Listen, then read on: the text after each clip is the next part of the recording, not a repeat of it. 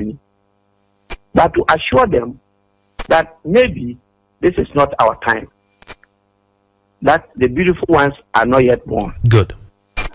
When the beautiful ones are born and Ghanaians are ready to invest all what belongs to all of us into all of us and create that atmosphere for all of us to flourish, then we could be given the opportunity to lead the country. Okay.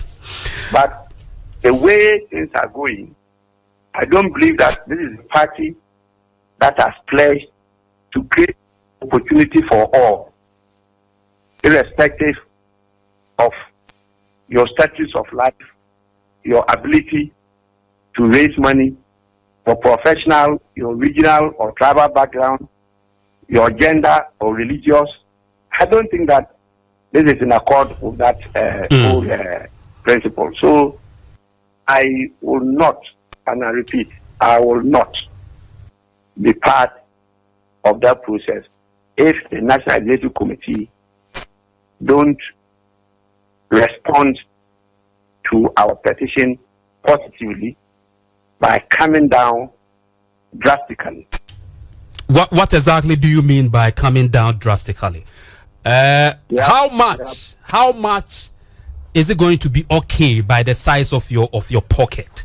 If the 400,000 Ghana cedis is too astronomical, how much can you pay?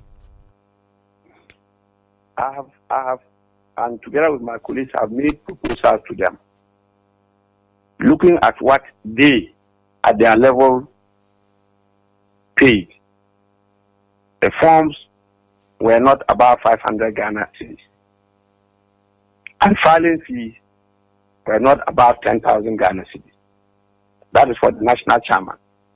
The general secretary was 8,000 Ghana cedis, and this was scaled down for the others.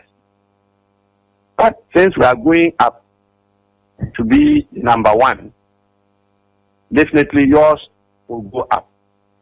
And so we said that the fund should not be more than 5,000 Ghana cedis. Okay, so if we are moved from 500 to 5,000, that everybody should understand. Then we said that the filing fees should not be more than 100,000. So we are moved from 10,000 to 100,000. And that should also be quite reasonable and acceptable by all. Then we can sit down as a party and look at those cost implications of organizing the event. And the first thing we have to look at is cutting down the cost, eliminating the waste. Definitely, our system has not been open. And so you see a lot of rumors that some monies have passed into the hands of some people, some executives, and they have not passed it on. And all these form part of the cost of those events. And so if we are able to sit down and put a good system in place, we'll be able to eliminate the waste, we'll be able to clean up the system and eliminate corruption and reduce the cost. After we have reduced the cost, we will now get the party to know that this is the cost, and the party will now rise up to sponsor the cost, not just the aspirant. I listened to explanation by both the General Secretary, the National Chairman, and some key members of the National Executive Committee, and they seem to have been influenced by the cost. And that's why I'm addressing it. You know, I think that is wrong. That cost is a cost for the party. That cost, I believe, is not well thought through. And we should be, because you see, what you do in your party gives an indication as to what you do when you are in government. And the health of your party determines the health of your government. Yes, so Ghanaians should know this and be critical and vigilant to make sure it's only healthy parties that are clean, parties that commit themselves to serving Ghanaians, not themselves, that should be given the mantle to rule this country. Interesting.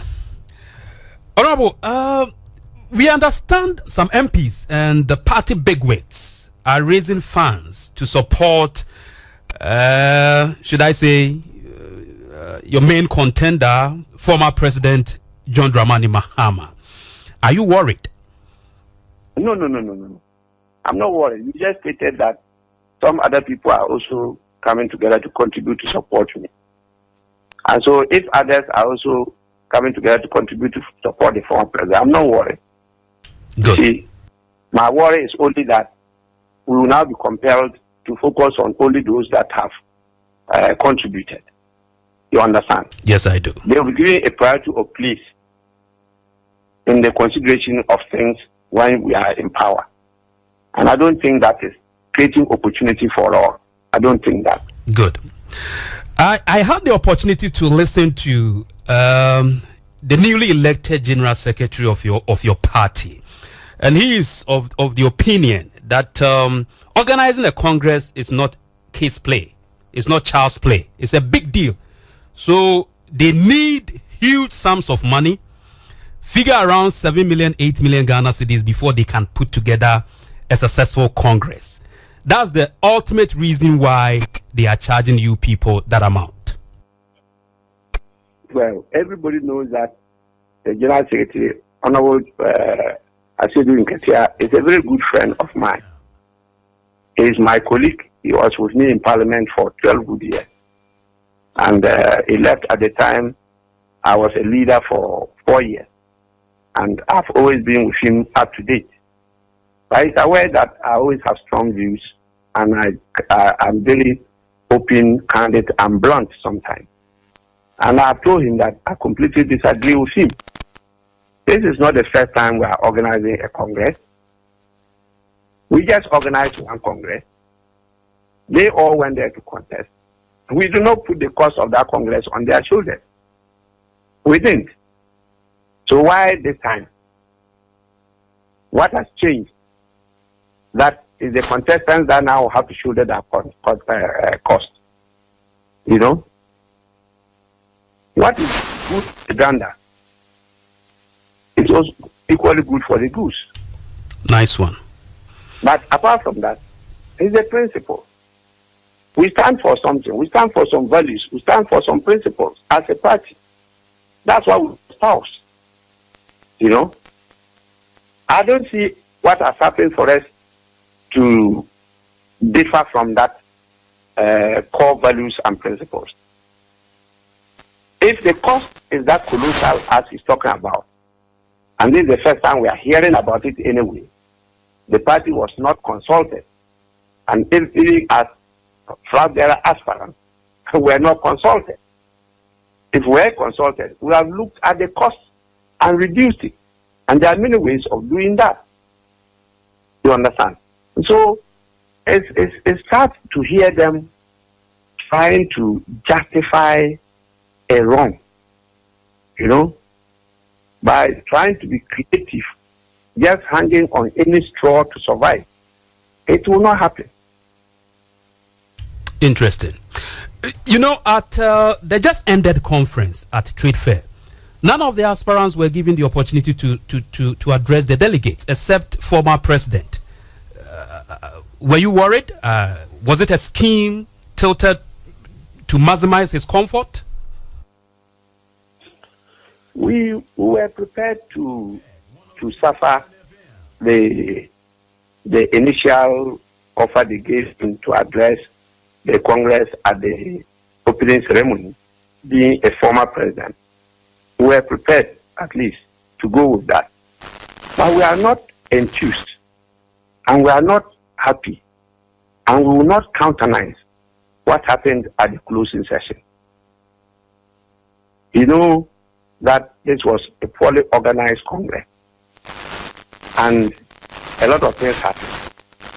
And so sitting from going around from Friday night up to Sunday, we had to go to at least take some meals. And that was the time they had the closing session. The former president, after addressing Congress, left. because there was some accident, they used that. Well, I also went to visit the victims at the Rich Hospital. And I also donated money to support them, okay, their medication. And so when they were finishing and they called him back to come and do what he did, and for them to be making ululations and playing his songs and dancing, that definitely is at variance with creating an even playing field for all contestants. And we are not happy about that. We have cited that as one of the reasons why some of the delegates should recuse themselves from the process of organizing the Congress for the flag bearer aspirants. Very interesting. Honorable, no Voltarian was elected to the top brass position of the party. Is it a worrying event moving forward? Because we all know that the NDC has a very strong root in the Volta region, though the three northern regions has been very fantastic. But the World Bank has always been the Volta region. No top brass from Volta. Is it worrying?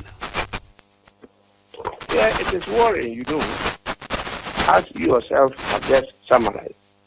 When Volta region sneezes, we catch cold as a party. And so it's worrying. Apart from that, our constitution is very clear as to what is to be done. And you see, because many of our executive members and Ghanaians in general are not too very versed with the provision of the legal framework under which we are operating, they sometimes just, with a flick of a tongue, just do away with some of these issues that are raised.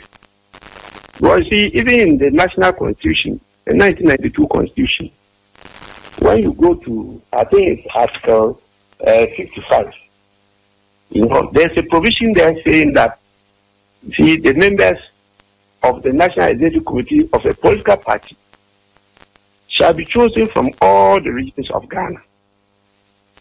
You understand?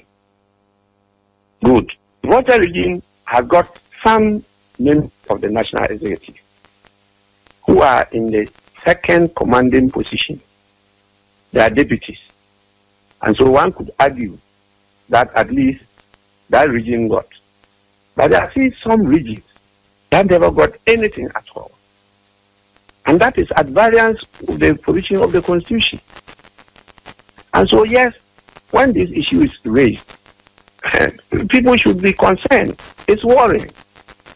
Apart from that, what we're doing is talking about representative government. Representation. Representative government. The representation should not only be at Parliament.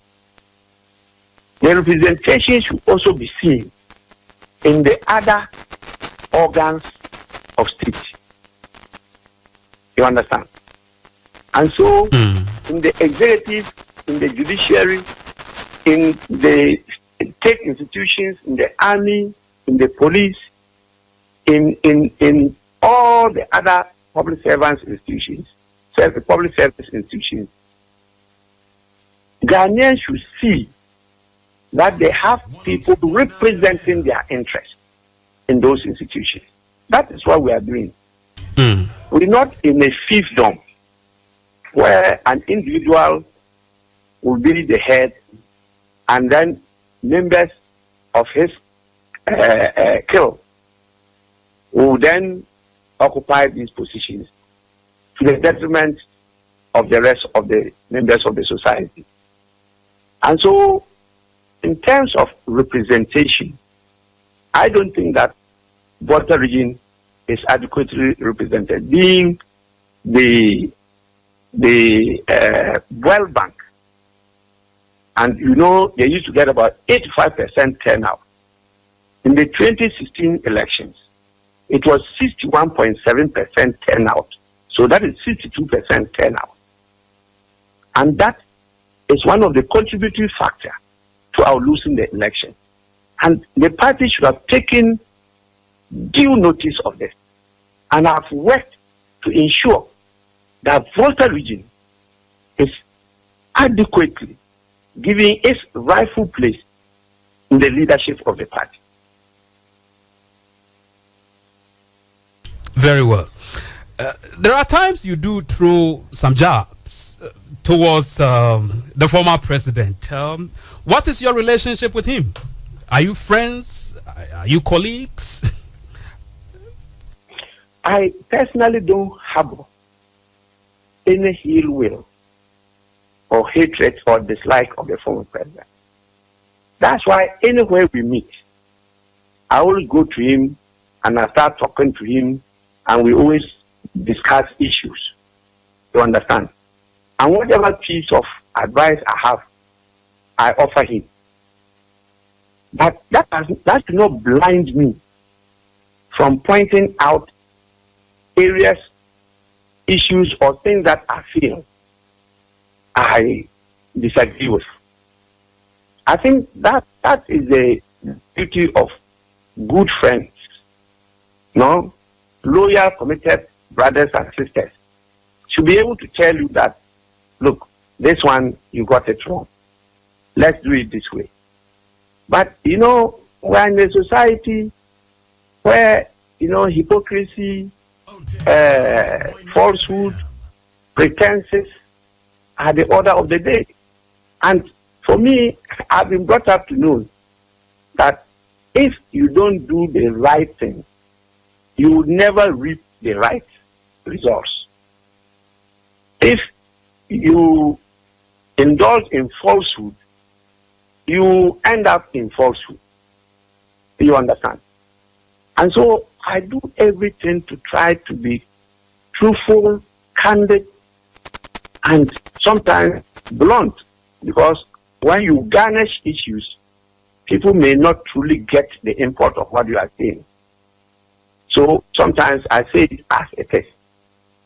And I'm doing this because, you see, I love Ghana more than I love the former president. And we are in this business of Ghana and Ghanaians, not in the business of an individual trying as much as possible to project or adore or polish or empower an individual. The business we are doing is to empower Ghana and Ghanaians. And that's why, at the risk of my interest, I do some of these things I'm doing. But because my conscience is free, is clean, I'm still a healthy, happy politician. And I'll continue to be like that. Nice one. Was he a good leader, and will he be a good leader under an unlikely event that he wins at the Congress? Will he be a good leader? And can he win power for the NDC in 2020?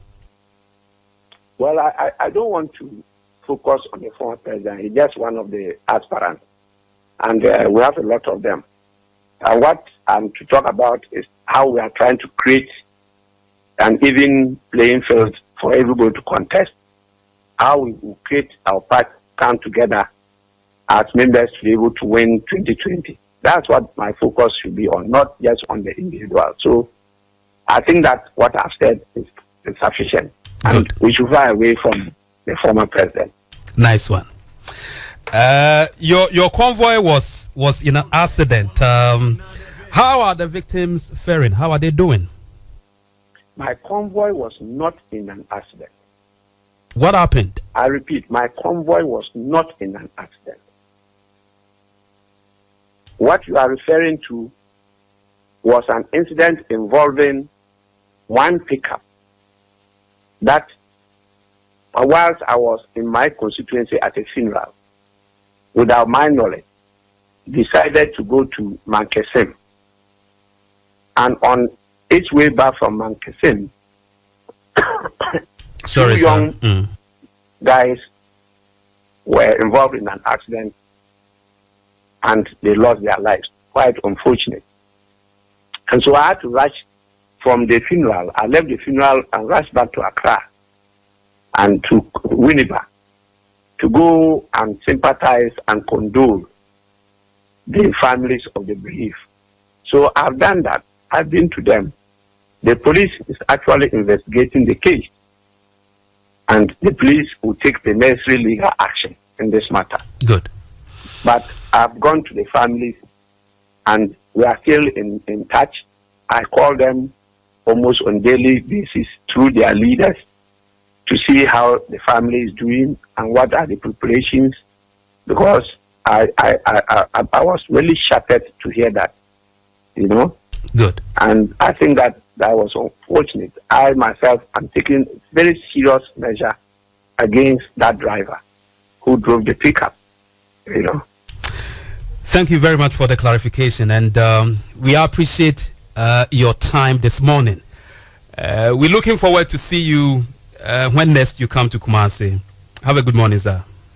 Thank you, Otek FM, and I wish you all the best, and continue to do the good things that you're doing for Madagascar.